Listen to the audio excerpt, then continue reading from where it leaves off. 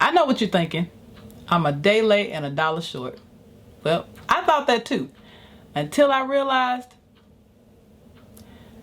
we're mothers all the time. Mother's Day is one day out of 365 days, and I'm a mother every day. If you're a mother, you're a mother every day. And so I just want to encourage mothers. I just had a lot going on, and then I wasn't feeling all that well. And so, like I said, this is too important for me not to say it anyway. I wanted to share this message with you. If you're like me, you probably see motherhood as being like the most difficult thing you've ever done in your life.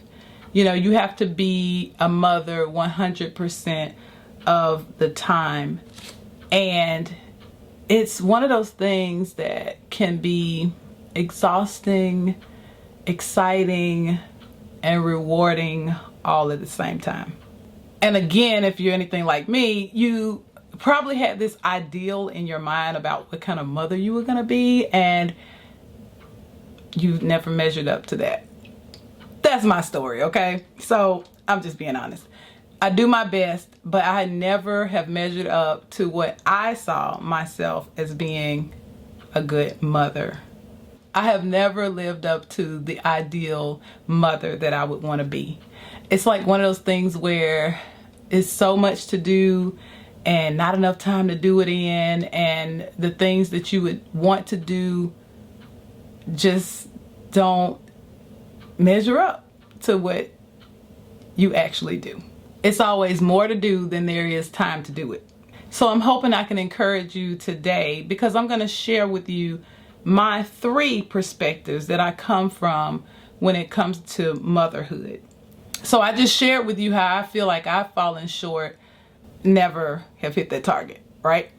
But when I stopped and took a step back and just reflected on the fact that I had a birth mother and I have an adoptive mother, and I just thought about what they mean to me, it really brought a lot of clarity for me as a mother. And I hope it helps you too. You see, I'm very grateful for my birth mother for giving me life.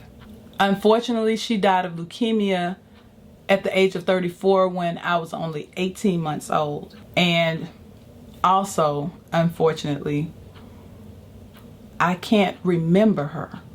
Growing up, I would often wonder, like, what would it have been like to have been raised by my birth mother? But that was only to be expected with a person in my situation, to be curious about something like that. And I'll explain that a little bit later. But I love to listen to people who knew my mother and would share with me about what she was like and how she impacted people's lives. I am so blessed to have had my maternal grandmother in my life all of these years. As you may be aware, she turned 101 in January this year. And I'm able to experience my mom through the conversations that I've had with my grandmother and my interactions with my grandmother. I know that God has blessed me with that opportunity to connect with my mother through my grandmother. My grandmother made sure to let me know that my mother prayed for me, especially when she knew she would not be around to raise me. She prayed for me. So my goal has always been to ensure that her beautiful legacy lives on, and that I always think about how I can make my parents proud. And that includes my birth mother. So fast forward, my dad remarried, and my mom legally adopted me. Now, I can't help it. I call her my mom. I don't call her my adoptive mom or anything like that. But for the context of this video and for you to understand who I'm talking about, that's who I'm talking about. My mom legally adopted me when she married my dad. Now, I mentioned earlier that I've always wondered what it would be like to have been raised by my biological mom But that was not because I lacked the love of a mother, okay? I never lacked the love of a mother. I was blessed with a wonderful mom who has always been there for me. She has helped me in so many ways, and she's taught me so much that has impacted who I am today. My mom has never made me feel unwanted, never made me feel unloved. My mom has never made me feel like I did not belong. One of the funny memories that I have that would happen from time to time would be when my mom would run across someone that knew her when she was raising her children. She was married before my dad, and so there were people who knew her and her children because her first husband died. And so we would be somewhere like in the store, and she would be talking to them, and they would say, well, who do you have here? And she's like, this is my daughter. And they would say, I didn't know you had another daughter. And my mom would never tell them that I was adopted or anything like that.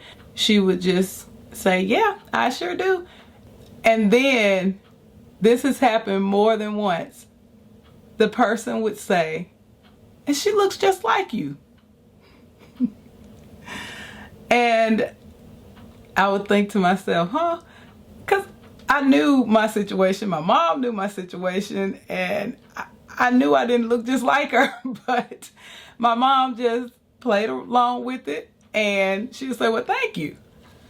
And so Mom and I would be talking in the car, and I would ask her about it, and she said, well, you know, if you feed somebody long enough, they start looking like you. But she just never felt the need to tell people that she adopted me or I was adopted. She just always have considered me her child. And that's why I always consider her my mother. And I usually have to explain myself when I say that my mother died when I was 18 months old.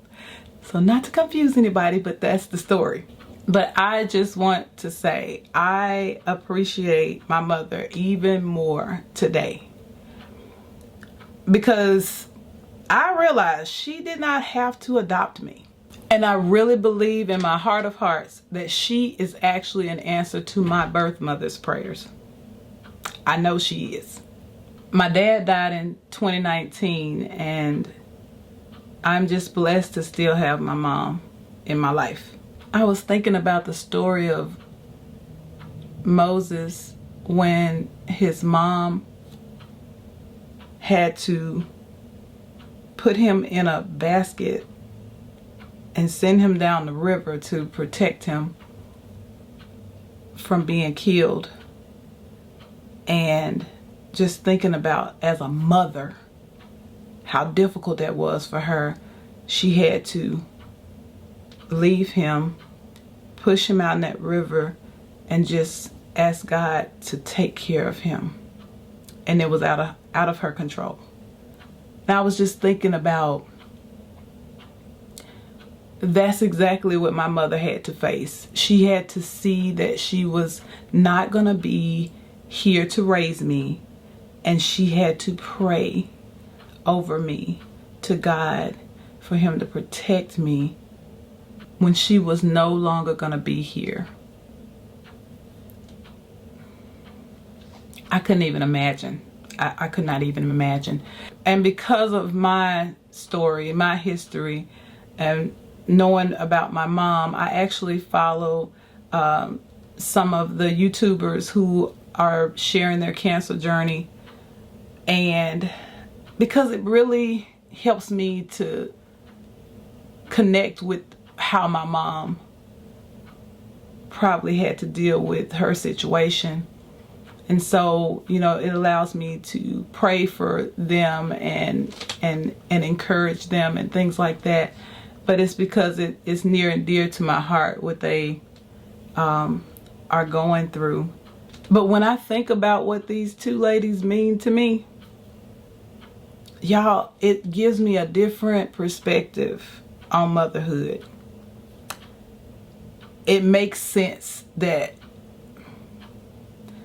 We may not measure up to ourselves, but honestly, being a good mother doesn't require us to be perfect, right? We just have to do the best that we can, and we do that with the help of God. We do our best to teach morals and values to our children. We aim to be good examples for our children, teaching our children about the goodness of God and showing them the love of God. And whenever we fall short, which we will, we just need to ask God for forgiveness and ask Him to give us the strength and help us to improve. And He will. We have to give ourselves grace to move forward and trust and believe that God is going to take care of the rest. When we do the best that we can to live a life that God will be pleased with, God will make up the difference when we fall short. And even if you don't have a mother, or you didn't have a mother that loved you in this way, you can still be the mother that you wish you had. If you don't have any children, you can be a mother to those who need a mother figure in their lives. I have spiritual mothers, I have godmothers. I love the extended family, just like I love my actual family. But as mothers, we have to recognize the impact that we can have. No. As mothers, we have to recognize the impact that we have. We have to realize the value that we bring to our children. And we have to realize that our constant presence and love means more than you'll ever know. I don't realize that as a mother. I see all of the areas that I fall short in. But when I think about my mothers, I can see it. I understand it. And I hope you do too.